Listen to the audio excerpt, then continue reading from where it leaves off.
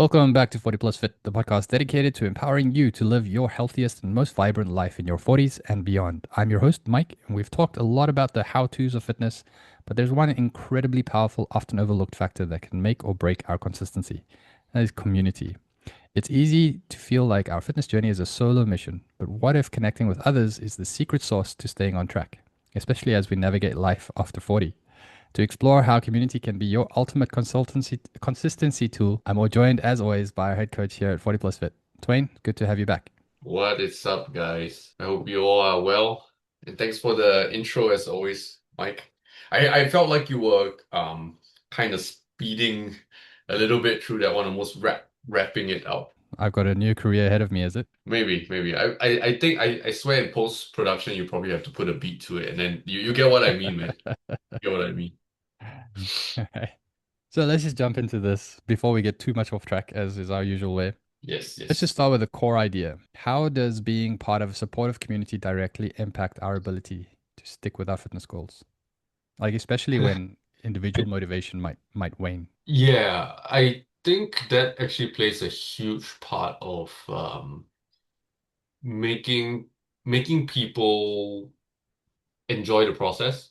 I mean, human beings by nature are actually quite social creatures, largely. So being a part of something bigger, i.e., being part of a community, is often something that creates that sense of belonging and almost duty, I would say, to many people.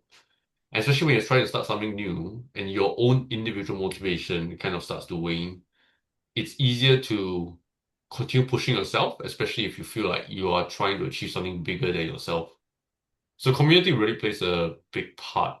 In fact, because I've done a couple of business mentorships before and stuff like that, and I think a common theme we all realize when it comes down to like doing the whole online coaching stuff, and even not online coaching, just like brick and mortar coaching as well, back when I still had my gyms, uh, we realized a lot of it was people come for the transformation that they go through, but they actually stay for the community. So a large part of that is when we talk about client retention in terms of the business practices and all, is how can we create that community that makes them feel welcome, makes them feel a part of it, makes them feel like they have a very big contributing role. It makes people feel good because people want to belong for the most part. So I think community is a very powerful tool for many of us to be able to keep up the pursuit of fitness throughout your life. Obviously, as we go through different phases of our life, yeah, the community we might be a part of might change, or we might evolve our interests and move on to different communities, or your roles in your current community might evolve as well. You might continue the same pursuit, but it might just change as well. Yeah, Hmm. but I think community is important. We I need think it. that's also one of the things that movements like CrossFit did quite well is that element of Oh yeah, community. Like as soon yeah. as you get brought into the workout, you sort of become part of the family compared to like a lot of regular gyms just like that you go into and then everybody's still eyeing you sideways. It's like I hope this guy's not going to take the machines or the weights that I want to use compared to the Mhm. CrossFit one where they embraced it. And I think that also Wait, contributed but to the explosive growth. for sure, for sure. I do want to defend the gym community that I think for the most part, in my experience in the gym, people have always been quite welcoming. I think like 90% of the time, or 90 even 95% of the time, if you go in a gym, nobody really cares too much about you in a sense. Because everybody's too concerned with themselves, you know. But if you ask the people that you see that are the most serious looking ones, that most of the time these are the people that are actually the friendliest and will welcome you the It's the, true. the It's true. quickest. Because But it this does this require is you their to make the first contact, I find. yeah, Yeah. quite a fair bit. But that's also because most people don't really want to offer unsolicited advice, right? Yeah. So that's that. All right. So, if we touched on like general support and all that kind of stuff, but what are specific ways that a fitness community provides accountability, that maybe solo efforts might lack? Hmm. I think the accountability aspect would be I mean, the easiest ones would be having very fixed, training timings or meeting timings, which you kind of need to, fit into your schedule and make sure you adhere to, Mm, because you can't miss it, right? Because you'll be letting other people down. I think that's a large part of that obligation that you take on, willingly take on. That's a big part of the accountability process. The other part will also be that because everybody's kind of on the same page, it's easy for them to point out, or it makes it easier for them to point out where you might be going off on a different tangent. And then that helps with accountability and letting them call you out on whatever your own little excuses might be. Yeah. Because I know as part of like, gym community and stuff, right? It's especially if you are within a closer knit and the closer network of friends that you build there, everybody starts to banter, especially for guys. Everybody's like just kicking each other, and I mean playfully kicking each other and stuff, mm. and ripping on each other. But in a way, also, it's our way of making sure that we keep each other honest. So I think that's one very valuable aspect, just having that objective outside point of view, where people can tell you like it is, without because they're not too scared of like hurting your feelings or anything, and you give them permission, right? Mm. Because you're part of the community, you kind of give them permission to say, hey, if I'm not doing what I said I'm going to be doing, you have every right to call me out on it. I find for myself is like one thing when I was growing up, I was a very athletic person. When I actually do the sport or the exercise, I'm 110% committed and I make Mm. sure the effort uh, shows. But my issue was getting to the gym or getting to the rugby field or getting to the athletics track. That was always the struggle to actually get there. Not because I had logistics issues, it was really motivational issues. That for me, it's like, oh, I don't want to go. I rather just stay home and watch TV and and all that kind of stuff. But as I say, once I get there, all that leaves and I'm 110%, and that's the effort that gets put in. So where I was lucky, and I'm not sure, I would like to say that this was intentional by me, but unfortunately, probably not. So I will say I was quite lucky is that I actually surrounded myself with friends that were more committed in the getting to there. And Okay. so, like, my one is I had a friend who would always come pick me up and take me to the gym. Well, to be honest, his dad comes and picks us up and takes us to the gym because still didn't have our license at that time. Yeah. But because of that, so no matter how I'm feeling or any of this and everything, when I see his car pulls up in the driveway, it's like, oh, okay, let me go get my stuff. And then in we go in the car and we'll go. And I had another friend that was with rugby. It was the same thing. It's like, I don't want to Yeah. go, I don't want to go. And he's like, let's just go. And we went on. I was like, oh, okay. Then we get there and then, wow, I have a fantastic workout. But if I didn't have these people surrounded by me, I don't know if I would have achieved as much as what I achieved in my fitness growing up. And so I always find is like that is one of the best parts of community. It's like they use this or they overuse this phrase nowadays called strength is in diversity, right? And I feel like the diversity that they're using nowadays is just crazy. But if you Yeah. look at it from that perspective and you look at diversity as strengths and weaknesses, by surrounding yourself with people that have strengths where you have weaknesses and vice Yeah. versa, I feel like that helps to bring forth your it'll help to foster a bit more of a consistent movement as you go on Yeah. in your journey. Yeah.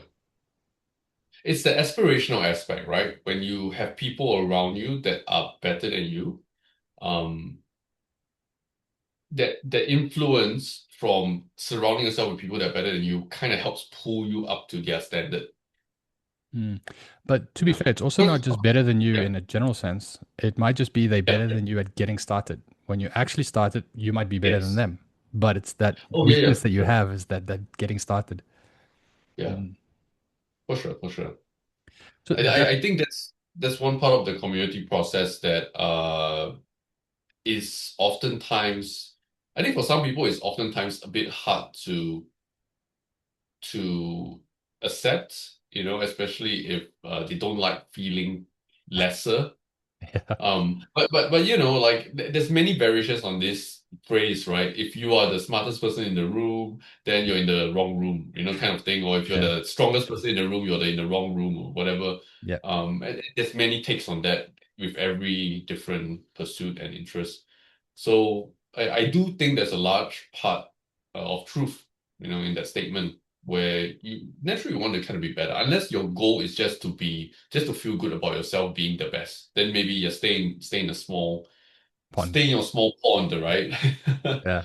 Yeah, but that's one aspect of community that I think doesn't often get talked about, which is how getting to the right community and surrounding yourself with the right people can help elevate yourself up in terms of your pursuit of your craft. Mm. True, true.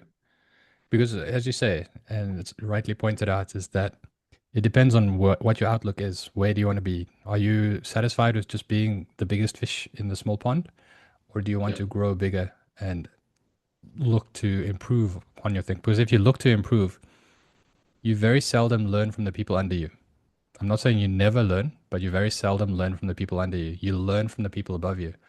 So it's the same like with sport as well. If we really want to improve, we have to play against people that are better than us. Yeah. We can't go and just always be like, nah, I'm so great. Look at me. I beat all these little minions, right? Yeah. Yeah. But if you want to Exactly. improve, you have to play against people that are better than you so they can challenge you and you can discover where your weaknesses lie. Yeah. But if we shift this on, what about motivation, right?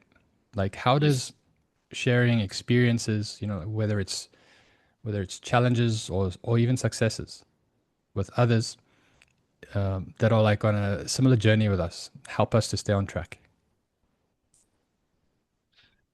I think it's just the sense of camaraderie you get that you're not alone. Because a lot of times when you're on a specific journey, especially when it comes to weight loss, it's tough. It's Mm, it's hard when you're going through it. It's not an easy process at all. Um, and of course, people that have gone through it can look back on it and tell you like, hey, this is pretty easy. When they look back on it, maybe they're not thinking of it, or they're just remembering it differently as well. Where they might be saying, oh, it's just pretty. Just don't do it this way, or just follow this and all that. And it can alienate a person that's kind of going through that because that person's experiences might not feel very valid. And mm, when your experiences, as you're going through the process, your difficulties, your struggles, they are not being heard, they're not being recognized. It's tough, right? Like you feel so alone. So I think when you have people around you going through that same journey with you, they might be at the same level, they might be slightly ahead of you, they might be slightly behind you. Doesn't really matter. I think as long as you're all kind of walking that same journey together, it builds this sense of camaraderie. It's kind of like back when I was in the army or yeah, back when I was in the army, right? What they do is they try to make us go through very tough stuff together with our friends and our teammates so that it will bond us together, it will make us learn how to trust each other, all this kind of stuff, right? Also helps us to weed out the people that we can't trust sometimes. But yeah, I think for a large part, it's just knowing that you're not alone, that however hard the struggle is that you're experiencing, you can remove yourself out of that feeling and say, hey, this is part of the process, and other people are going through it too. I will make it through. Other people have gone through it, and they're much better off for it. So I just need to hold on and push through. And that just gives you that little bit extra to keep going, especially when things don't feel like they're progressing. But they are, something just takes a while. mm. We also had the same thing with rugby, is we said that those that bleed together stay together. That's a much better, more concise way of putting it. Uh, but I agree with you. It's like I find usually we get most of our motivation, whether it also be with the community or even sometimes by ourselves, is when we're Hmm. challenged or when we have the success. When we're just going through the motions, we generally don't get much community engagement, if we can put it that way. I'll give an Yeah. example. Like I do quite a fair amount of running at the moment, right?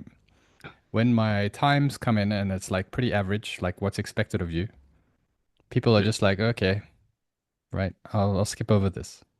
If you come in with like a very bad time and you're like, oh, I don't know what went wrong here, and oh, this is terrible, da, da, da," people usually come and they help and stand and support you. It's like, this is one Yeah. bad run, let's get back to it. Let's make sure you get on track.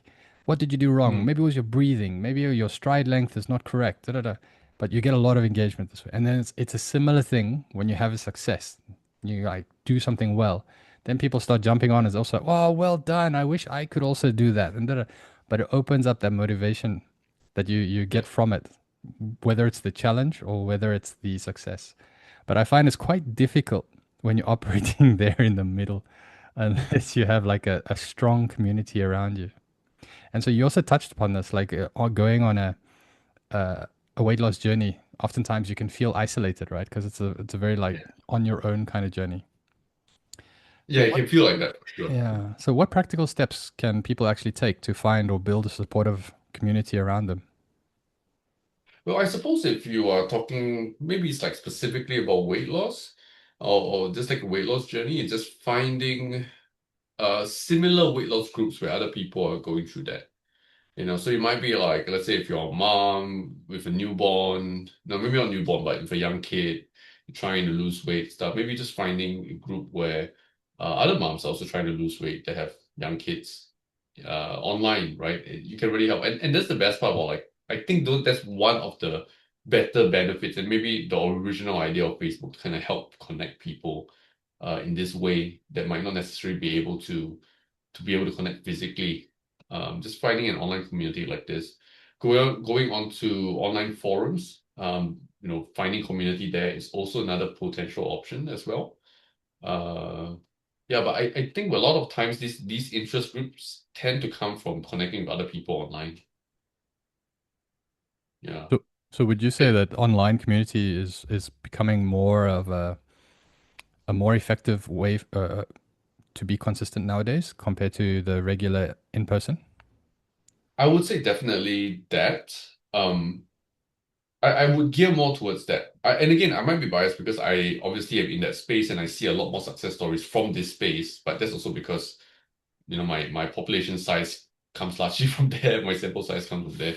But I would say the in-person stuff gets a little bit trickier nowadays just because you're talking about logistics that you have to kind of manage and handle, which might not always fit into the scheme of your schedule, especially nowadays where everybody feels like they have to do a lot more things. And the nature of, tech and connectivity allows us to actually do more things and fulfills the expectation we have to do more things as well, right? So going online in that sense to kind of connect with other people seems like a much more sensible option, at least to get you started, to get you going along while you're trying to handle and figure out how to organize the rest of your life.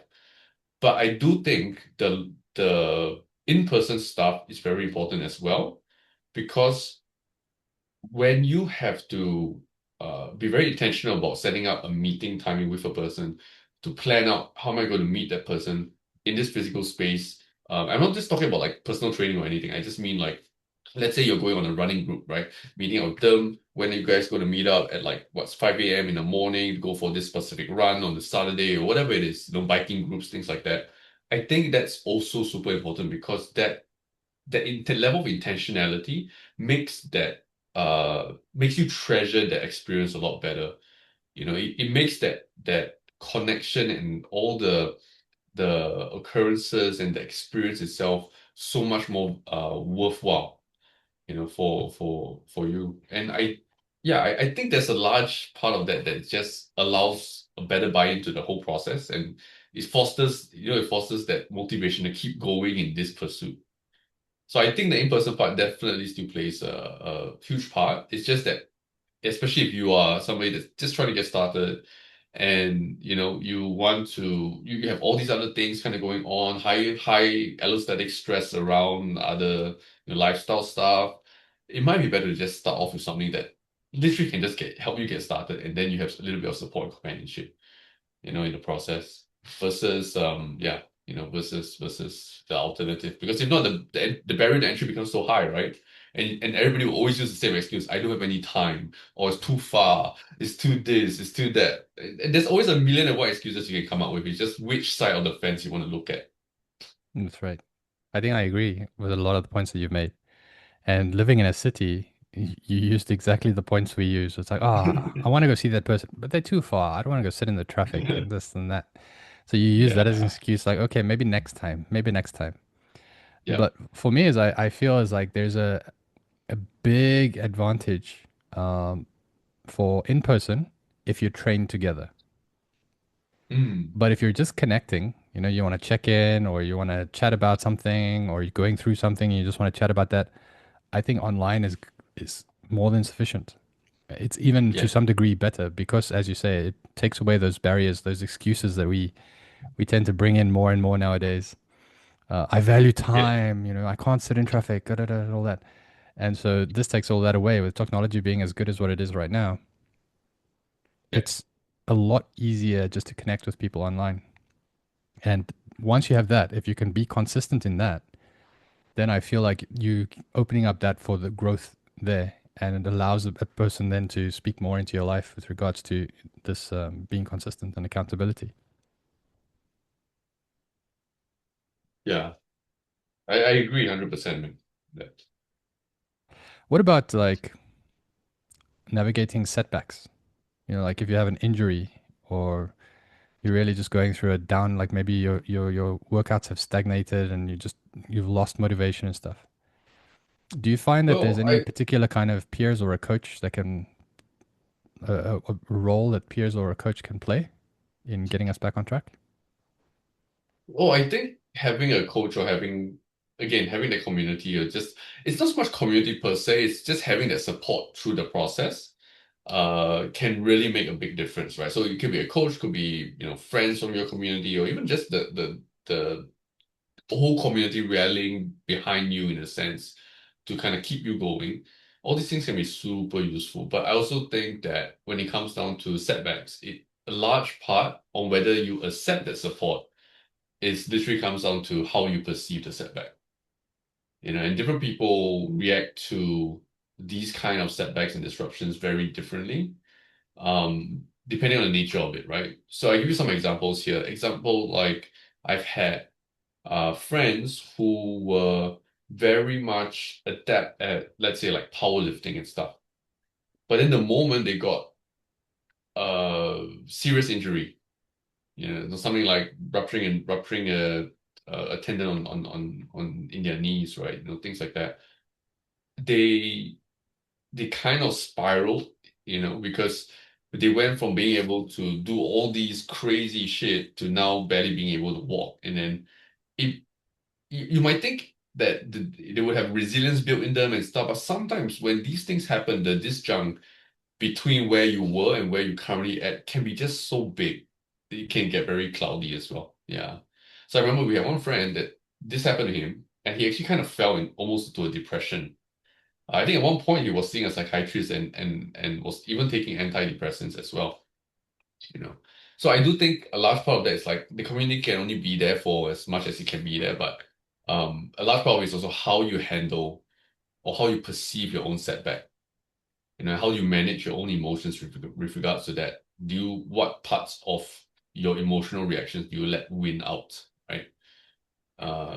Yeah, so I think that's the part that's the point I wanted to emphasize here. But community in and of itself provides a very good cushioning to allow you to kind of bounce back from whatever setback you're come from. But you need to be willing to let people in and accept that support and help as well. Mm. What, like from your experience that you've been dealing with, because you shared earlier that your sample group is small and everything because you're Oh largely yeah. operating on the online coaching Oh at the yeah. moment. But Yeah. what are some other shared activities, not just like working out and that kind of stuff, but other shared activities or interactions within a community that can often strengthen consistency? Like things like celebrating milestones or sharing recipes, these kind of things. What do you find from your experience?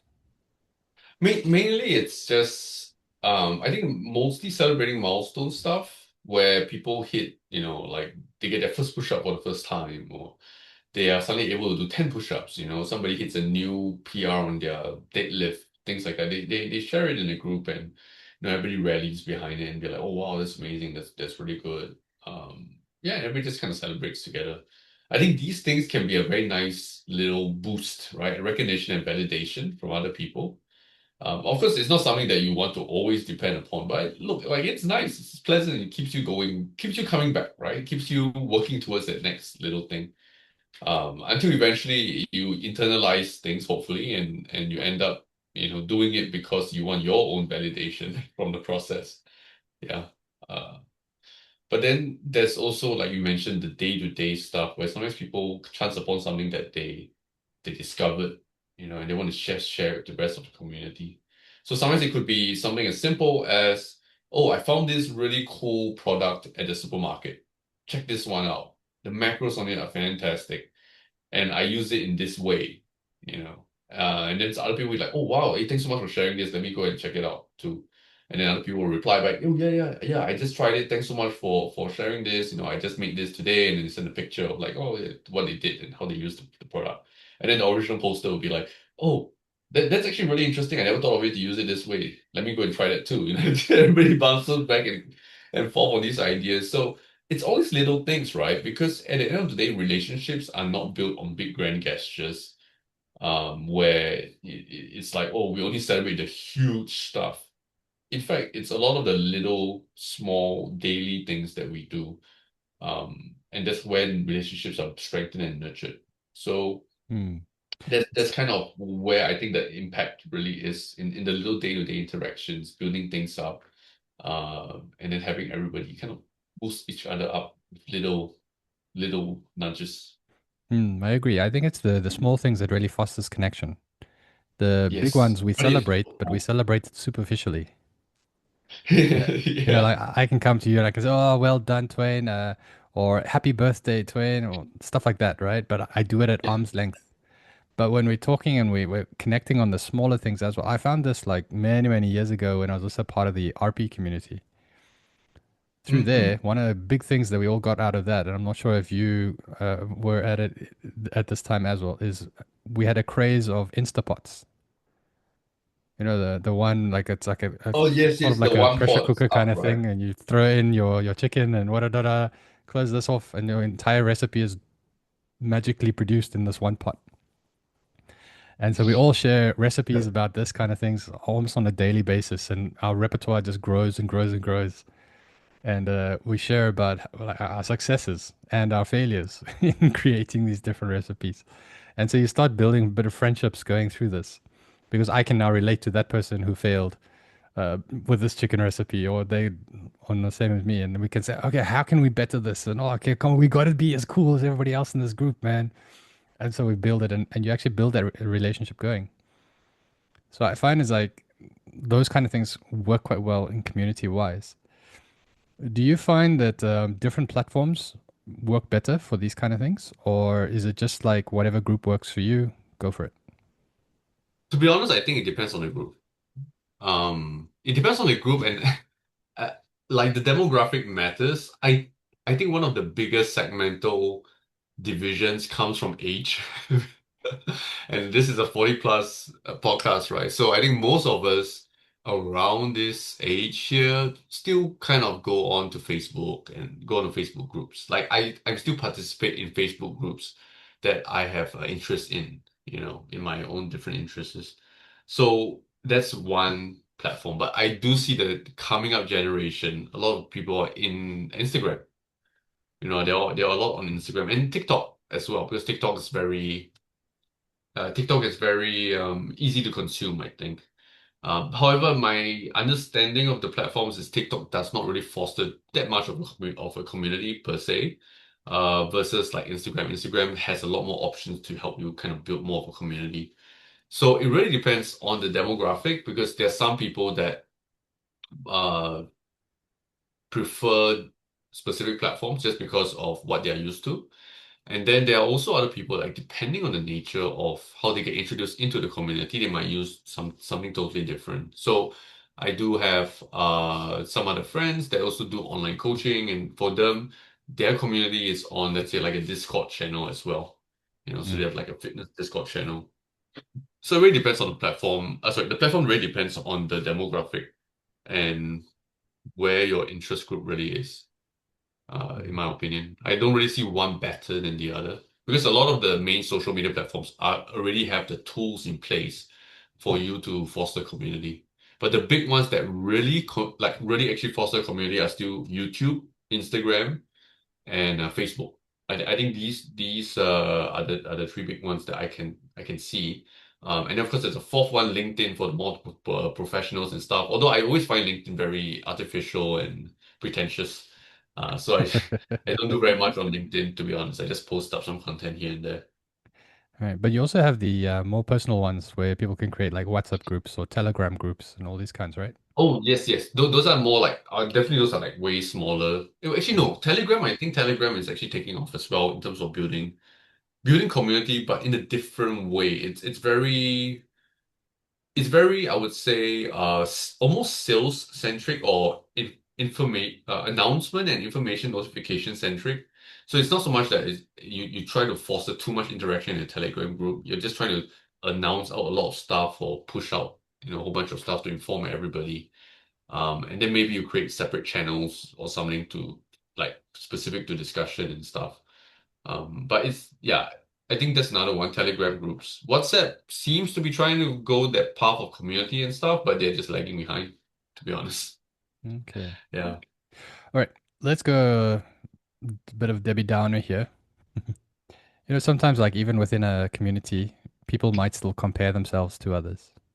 So Oh yeah. how can we ensure community remains a positive place, to ensure consistency rather than just like a source of pressure?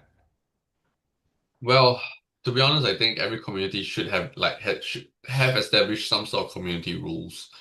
Um, which all should border along the lines of just, adhere to like understand the culture of the community you're going into so that you can tune your specific social expectations to the community. Like you'll very quickly realize whether or not this community is for you just because of the way people might interact in there, in an existing manner. Maybe the people in there are a little bit more uncouth in the language and stuff that doesn't sit well with you. It might not be the community for you. Things like this, like there's still a personal preference element to it. So I do think getting a feel for what it's like can be very useful when you join it and you start interacting. But very importantly, don't take any offense, I would say. Just, especially if you're doing it online, it's very difficult to interpret tone online. So whatever somebody says, never take offense. Just kind of roll with it. And if it doesn't seem like it's going down the correct direction or it's not productive, just don't engage anymore. Um, but yeah, but aside from that, I think when you talk about comparisons, I think comparisons are normal. I would put that more on the individual to learn how to manage their own emotions and the feelings that they get from making comparisons. Because it's human nature to compare, right? So what I've learned personally from this is I used to compare to other people in a very negative way. And when I what would actually happen would be I would work hard, hit a certain milestone goal for myself, and I would immediately start comparing to people that are ahead of me from there. And I would say, oh shit, I'm not nowhere near that. And I would make myself feel bad about like, ah, yeah, you might hit this goal, but so what? You're still so far away from that. You got to Mm. work harder and get towards that. So that was how I interpreted it. I never actually paused to think, hey, you know what? You actually hit this goal. That's pretty cool. So over time, I learned how to manage those feelings a bit better, how to dialogue with myself a bit better, so that I don't have to tear myself down, um, just to appreciate other people's accomplishments. I can both be inspired by other people's accomplishments and still respect my own accomplishments. So I think that comes down to a more personal thing, rather than the actual community itself. Now, obviously, the community helps, like I said. Um, but if it's a community that's quite toxic, which sometimes it can be, right? Where people get too ideological about things or almost too cultish, which tends to be where things get very absolute and you end up having no real nuance to dialogue. That's when you know, okay, this community is probably not for you anymore. That's a big red flag, I would say. Yeah, like just get out and find a different community if that's the case. Mhm. Okay. And then finally, for anyone listening who's ready to leverage the power of community in their fitness journey, What's the most impactful piece of advice you could give them about integrating into or even creating that supportive network? Huh, that's actually interesting. I would say seek out the people that you emulate, that you want to emulate, either somebody that's more successful than you, that you're trying to strive towards that level of success, or somebody that's walked that journey already, that you have been on and you walk, they have experience with that. Reach out to them and try to like surround yourself with people like this. That's the first step. See whether they already have existing communities that you can be a part of. I think that's always a fantastic way to start. The other one would be to talk to friends, right? Like just talk to friends and see who else is also potentially trying to embark on a similar journey to you. Or maybe they are slightly ahead of you, or maybe they're even slightly behind you, right? And talk to them and say, hey, what do you think about doing this? And then maybe just start from there, setting up a bi-monthly meeting or something, and set up your WhatsApp group with them, and just see kind of where it evolves to. Mm, Because like if I have a quick story to share here, I used to between 2012 to 2016 or so, when I was very actively involved in the powerlifting scene in Singapore, how we actually kind of came into it was literally because a buddy and I, we were in the gym and we worked at the gym and we just like lifting heavy weights, and he was one of the other people in the gym that I happened to find out that, hey, he actually kind of understands a bit about strength training stuff, and we would discuss things, and I would share with him more about like the strength training methodologies that were popular at the time, things like this. Then we kind of got into the strength and powerlifting together, and then came up with the idea. One day we were sitting at the couches at the back of the gym, and we was like, what would be cool if we just got a whole bunch of people that wanted to max out on squats. Let's just do like some crazy squat workouts, right? And then after that, let's have a barbecue and just eat. And that's how we started our little community. And from that, right, the first round that we did it, we got, I think, 14 people that were interested sure. to kind of join us in this little get together.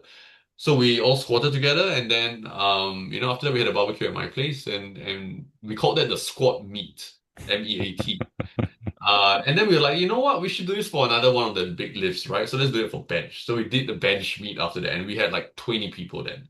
And then we're like, you know what? Let's try doing the deadlift one. And by that time, there were other people in other areas of Singapore that were also kind of like, in the strength scene. And then um, I can't remember how exactly we did it, but we just kind of like end up, reaching out to them via Instagram at that time when it was still in its infancy. And our deadlift meet ended up having about 47 people, Sure. even more than at the time when the powerlifting competition itself held their national. So that's how we started our little community, and then from there we decided to hold an actual full powerlifting meet. And when we did that, we kind of like spearheaded up another organization, just to kind of continue building this community. And right now, the powerlifting community in Singapore is pretty big at this point. I mean, I'm far removed from it already, in the sense of any kind of organizational capacity, but I do have clients and people that still compete and stuff. So it's nice, and that's how I stay in touch with it, and it's nice to see how much bigger it's grown, how much more young talent are coming in, and it's nice. It's nice to see how the community has grown for sure. So Mm. you never know. Just start off from like whatever you want to start off from. Start small and just find one person, one other person. That's it. I think You that's the big know, thing, right? form your, yeah, form your little community first, and then other people will see your passion and they'll be like, hey, you know what? Seems pretty cool. Let's give it a shot. Because oftentimes we look at these kind of things and then we're like, oh, let's build a community. And it's, oh, I can't even get 5 people. Never mind. When actually all you need Yeah. is 2 people. Yeah, two people who just want to lift weights and eat good Yeah. food. That's about it. All right. I think we'll call it there.